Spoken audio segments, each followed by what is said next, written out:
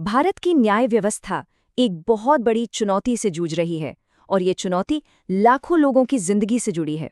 लेकिन बात सिर्फ समस्या की नहीं होगी, हम एक ऐसे संवैधानिक रास्ते की भी बात करेंगे जो शायद इसका समाधान बन सकता है। तो चलिए शुरू करते हैं। स्क्रीन पर ये जो नंबर दिख रहा है 60 लाख, ये कोई छोटा मोटा आंकड़ा नहीं है। इतने सारे केस भारत के हाई कोर्ट्स में पेंडिंग हैं और हर एक केस के पीछे एक कहानी है, न्याय का एक लंबा, बहुत लंबा इंतजार। तो इस पूरी तस्वीर को समझने के लिए हम इसे 5 हिस्सों में देखेंगे। पहले समस्या क्या है, फिर उसका समाधान क्या हो सकता है, ये काम कैसे करेगा और आखिर में इसका असर क्या होगा। तो सबसे पहले बात करते हैं उस संकट की जिसने हमारी पूरी न्याय व्यवस्था पर एक बहुत बड़ा दबाव बना दिया है, और ये है जुडिशियल पेंडेंसी, यानी अदालतों में केसों का अंबार। तो ये जुडिशियल पेंडेंसी आखिर है क्या? देखिए, इसका सीधा सा मतलब है अनसुलझे मामलों का एक ऐसा पहाड़ जो हर दिन बस ऊंचा होता जा रहा है, और इसका असर ये होता है कि न्याय मिलने में देरी होती है, और जब इंसाफ में देर होती है ना, तो आम आदमी का सिस्टम पर से भरोसा कम होने लगता है। लेकिन इस बड़ी समस्या का हल कहीं बाहर नहीं बल्कि हमारे संविधान में ही छिपा हुआ था। तो अब आते हैं समाधान पर। आर्टिकल 224A, एक ऐसी शक्ति जिसे इस संकट से निपटने के लिए अब फिर से इस्तेमाल में लाया जा रहा है। तो ये आर्टिकल 224A आखिर है क्या चीज़? अगर बिल्कुल आसान भाषा में समझें तो ये संविधान का वो नियम है जो हाईकोर्ट के चीफ जस्टिस को एक खास पावर देता है। पावर ये कि वो केसों का बोझ कम करने के लिए रिटायर्ड जजों को कुछ समय के लिए काम पर वापस बुला सकते हैं। और सबसे हैरान करने वाली बात पता है क्या है? ये कि सालों से हमारे कोर्ट्स में केसों का अंबार लगा है, लेकिन इस नियम का इस्तेमाल लगभग हुआ ही नहीं। पर हाल ही में सुप्रीम कोर्ट ने इस पर जोर दिया है, और यहीं से कहानी में एक बड़ा मोड़ आता है। चलिए अब ये समझते हैं कि इन टेम्पररी जजेस यानी एड हॉक जजों को अपॉइंट करने का पूरा प्रोसेस आखिर है क्या। ये पूरा प्रोसेस 3 बहुत ही क्लियर स्टेप्स में होता है।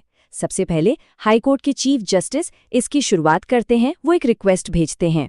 इसके बाद भारत के राष्ट्रपति से इसकी मंजूरी लेनी पड़ती है, और तीसरा और सबसे ज़रूरी स्टेप, जिस रिटायर्ड जज को अपॉइंट किया जाना है उनकी अपनी सहमति भी बहुत ज़रूरी है। उनके बिना ये नहीं हो सकता। तो सवाल उठता है कि एक एड हॉक जज होने का मतलब क्या है, उनके पास क्या पावर्स होती हैं। देखिए, उन्हें एक हाईकोर्ट जज के बराबरी सारे अधिकार, सारी शक्तियां और सारे विशेषाधिकार मिलते हैं। साथ ही उन्हें वो भत्ते भी मिलते हैं जो राष्ट्रपति तय करते हैं। लेकिन एक बात याद रखने वाली है, उन्हें उस हाईकोर्ट का परमानेंट जज नहीं माना जाता है। अब एडहॉक जजों को अपॉइंट करने का ये जो कॉन्सेप्ट है, ये सिर्फ हाईकोर्ट तक ही सीमित नहीं है, बल्कि हमारे जुडिशियल सिस्टम के सबसे ऊपरी लेवल पर भी ऐसे ही प्रावधान मौजूद हैं। इस टेबल पर एक नज़र डालते हैं, इससे चीज़ें और साफ हो जाएंगी। देखिए, आर्टिकल 224A हाई कोर्ट के लिए है, और इसमें सिर्फ रिटायर्ड हाई कोर्ट जजों को ही अपॉइंट किया जा सकता है। वहीं जब बात सुप्रीम कोर्ट की आती है तो वहाँ 2 आर्टिकल हैं। आर्टिकल 127 के तहत किसी क्वालिफाइड हाई कोर्ट जज को लाया जा सकता है, और आर्टिकल 128 के तहत किसी रिटायर्ड सुप्रीम कोर्ट जज या फिर किसी क्वालिफाइड रिटायर्ड हाई कोर्ट जज को भी एडहॉक जज बनाया जा सकता है। तो यहाँ थोड़ा सा फर्क है। तो अब आते हैं सबसे बड़े सवाल पर, क्या इन सब कदमों से वाकई बैकलॉग खत्म होगा? इसका असली मकसद क्या है और भविष्य में इसका क्या असर देखने को मिल सकता है? सुप्रीम कोर्ट ने खुद 2021 में इस बारे में अपनी गाइडलाइंस दी थी। उन्होंने साफ साफ कहा था कि ये कदम हाई कोर्ट्स में मामलों के अभूतपूर्व बैकलॉग को संबोधित करने के लिए है। मतलब ये कोई अचानक लिया गया फैसला नहीं, बल्कि एक सोची समझी स्ट्रैटेजी है। तो इस पूरी कवायद के पीछे का आइडिया क्या है? आइडिया बहुत सिंपल है। रिटायर्ड जजों के पास सालों का तजुर्बा होता है।